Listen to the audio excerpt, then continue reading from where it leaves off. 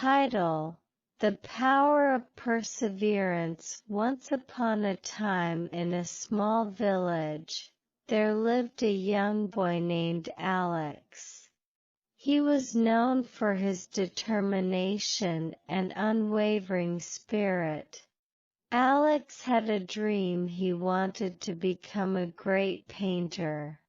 However, he faced a significant obstacle. He was born without arms. Despite his disability, Alex refused to give up on his dreams. He was passionate about art, and he believed that his determination could overcome any challenge.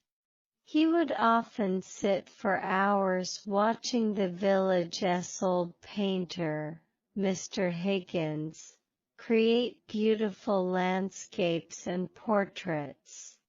One day, Alex mustered the courage to approach Mr. Higgins. He told him about his dream and his strong desire to paint.